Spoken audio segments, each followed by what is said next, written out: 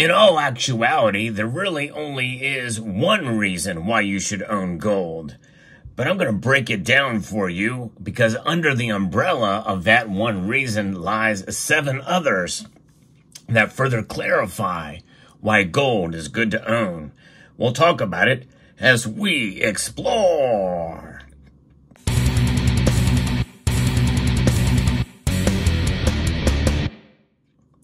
If you don't own any gold, this video is for you. But even if you own some gold or a lot of gold, it's always good to be reminded as to why you should have it and hold on to it. And I'm especially talking to silver stackers out there. Those of you who are very, very heavy into silver, but maybe have not considered adding a little bit more gold to your portfolio. This video is also for you. What is the one reason why we should own gold? It all boils down to a safe haven. Now, some may say, well, silver's a safe haven too, and it is. But it does require a bit more strategy in order for that to be the case. Because what is a safe haven? Essentially, it's something that protects you against something else. And that's really the bottom line. I'm going to get into that with these other 7 reasons and why it's so important right now to pay attention, because gold is something that has been known as a store of value for thousands of years. And we know that people see gold as a way to pass on and preserve their wealth from one generation to the next, according to Investopedia. And they're kind of outline some of this. And there's some things that they miss here that I want to really touch base on. We know throughout the centuries, people have continued to hold gold for various reasons. Societies and economies have placed value on gold. Look at what central banks are doing. They're storing it up. But societies have also used it as decoration, as a status symbol. And that was long before it was actually utilized as money. Along with silver and a metal called electrum back around 700 BC, people saw the worth and value of gold for transactions. So it's pretty amazing. And today we don't have it. We don't use it for transactions nowadays. But nonetheless, it does not change the properties of what gold is.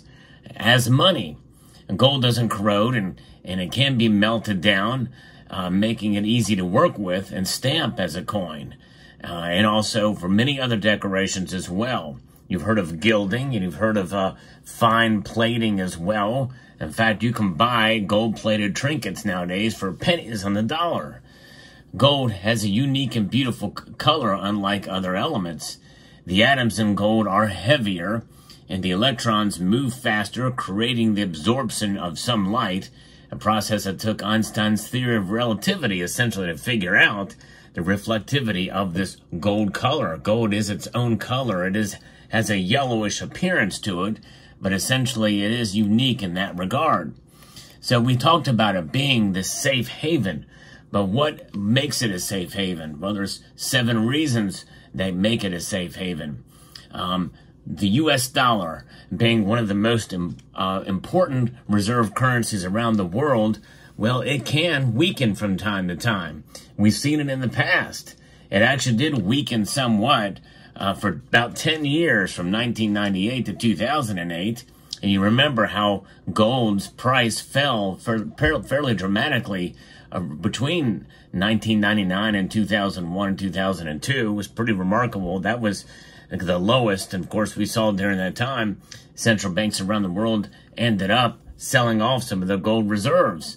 And especially in the United Kingdom, what's known as Brown's bottom. But the weakness in the U.S. dollar prompts people to flock to the security of gold, and that raises gold prices. The price of gold nearly tripled from 1998 to 2008, reaching the $1,000 an ounce milestone in early 2008, and nearly doubling from 2008 to 2022. And essentially adjusted for inflation, it did go up above $2,000 an ounce then in 2011, but it reached $19.21 at the time. Changes in the U.S. dollar can occur for a number of reasons across many different time frames. As the value ebbs and flows, so can demand for gold. and people flock to it when the currency weakens. Now, we see a lot of weak currencies around the world right now, especially in the East, in countries like Turkey and other places that have essentially a revolving currency crisis. And what do they turn to? People turn to gold. So that's reason number one. Number two is probably the one you've heard the most often. That is as an inflation hedge. Gold can be a hedge against inflation because its price tends to rise when the cost of living increases. Investors can periodically see gold prices soar and the stock market plunge during high inflation years. This is because when fiat currency loses its purchasing power to inflation, gold tends to be priced in those currency units and thus tends to rise along with everything else. Although I will say this, that they're getting their terminology mixed up, because inflation, essentially, they define it as rising prices, but rising prices does not equate to inflation. Inflation is what the Federal Reserve does to print a lot of these dollars, therefore diluting the value because of the increased money supply. And that is really what inflation is. Price fluctuations can occur even with currency, supply being pulled back or scaled back. Supply and demand fundamentals play a role there. Can cause price fluctuations, price increases, and price decreases. That is very different than inflation, though. Gold is seen as a good store of value, so people may be encouraged to buy gold when they believe that their local currency is losing value. All markets and economic conditions, they change, and that is something that we know that gold does not change. And so even though its price does fluctuate with the markets, it doesn't fluctuate as much as other commodities and other assets and stocks and bonds and the like. Gold itself is a stable store of value. And it is interesting to note that even though inflation soared dramatically in 2022, reaching 9.1%, gold prices actually declined for most of that year. And that's basically because of the strength of the dollar, because of what the Federal Reserve did. They raised interest rates to compensate, and that strengthened the dollar against these other currencies. So it does not necessarily mean that when inflation comes, you're going to automatically see gold's price rise. In fact, for any of these factors, there may be a delay in the rise of gold's price, but that does not mean that the value is not there, which is why it's good to hold it during these times. Now, the other thing, I've talked about this in a prior video, and that is, not only do we have inflation, but we also have deflation. That's reason number 3, to protect against deflation, something that not a lot of people talk about, but I have on this channel. Deflation is defined as a period when prices decrease, business activity slows, and the economy is burdened by excessive debt. This has not been seen globally since the Great Depression of the 1930s, although we did see a little bit of it following the 2008 financial crisis in some parts of the world. During the Depression, the relative purchasing power of gold soared while other prices dropped sharply. This is because people chose to hoard cash, and the safest place to hold cash at the time was in gold and gold coins. And we know what the reaction to that was in 1933 when FDR had his famous edict, his executive order banning the ownership of gold save for 5 $20 gold coins, and collectibles. Otherwise, he wanted to buy back all that gold, and he made it punishable by a $10,000 fine if he didn't do so. Now, I will say that with deflation, the prices of things drop. And in today's market, I could see the price of gold dropping in a deflationary crisis. Now, how would that protect you if the price of gold drops? Well, with everything else falling, the price of gold will fall much, much less than other things. It would hold its own. And we see that in practice today when the markets move the way they do. Prices move up, prices move down with other commodities, including other precious metals, and gold moves much less in both directions. And even remarkably, with the price of gold really reaching an all-time high and measured in nominal dollars recently, in spite of that, it's held its own through that time, through that course. It's been an amazing thing to see. And a lot of that has to do with other things that are going on around the world too. That leads us to reason number 4, geopolitical uncertainty. And gold tends to retain its value not only in times of financial uncertainty, but also in times of uncertainty around the globe. It's often referred to as the crisis commodity because people flee to it with relative safety when world tensions rise. We've seen that time and time again, although these kind of activities tend to be very quick moves in one direction or another at the beginning of such a crisis.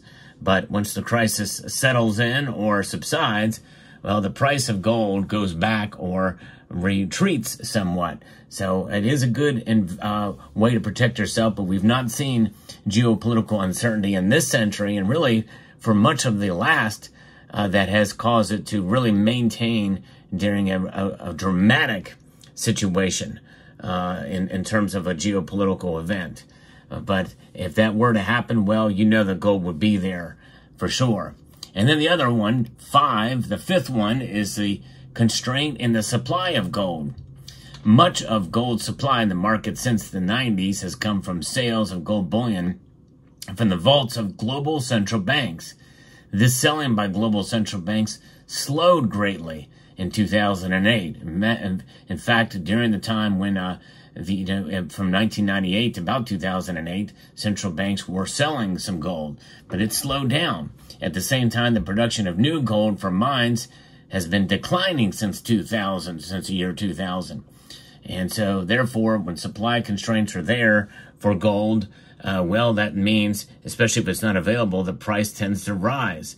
And that makes it a good way to be able to have some in your portfolio, because if you're not selling your gold, you're going to benefit from the price going up.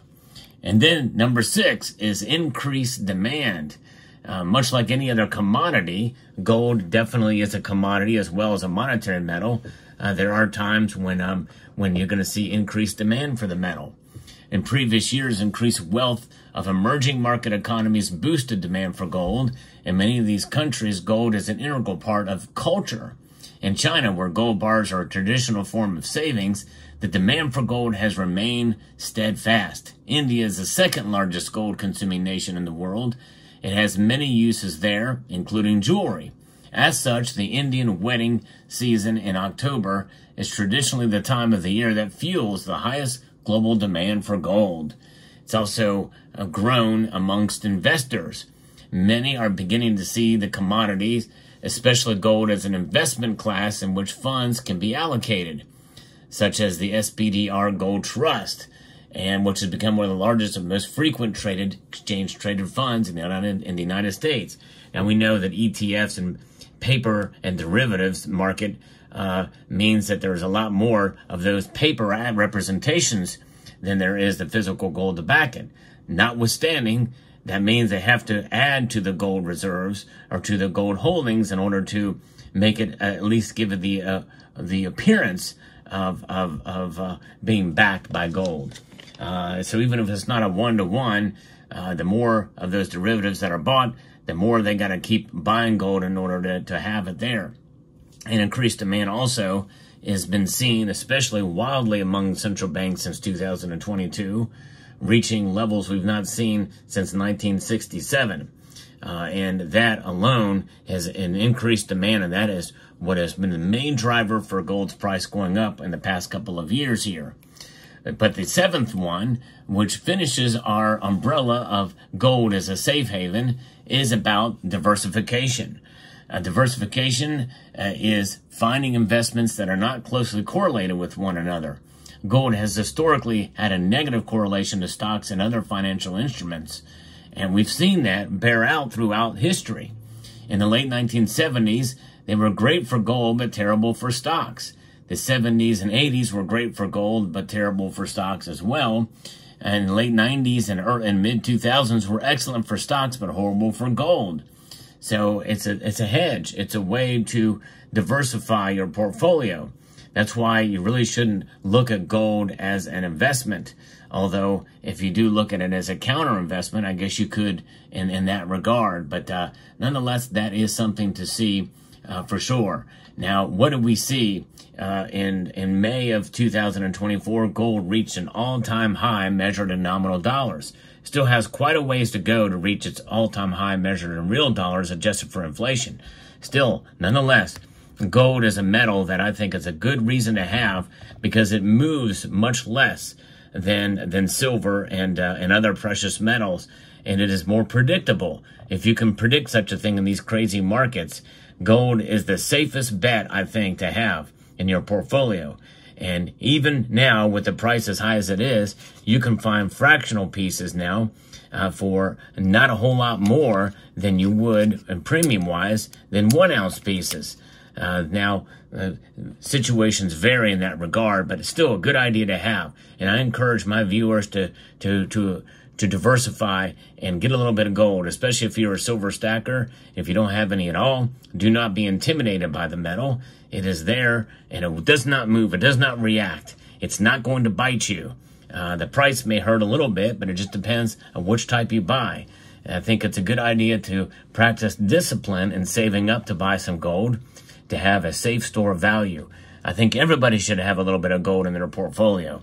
Let me know what your thoughts are in the comment section down below. Hope you've enjoyed this video. I'd like to extend a multitude of gratitude to each and every one of you for taking the time to watch, and to encourage you to please rate, share, comment, and subscribe.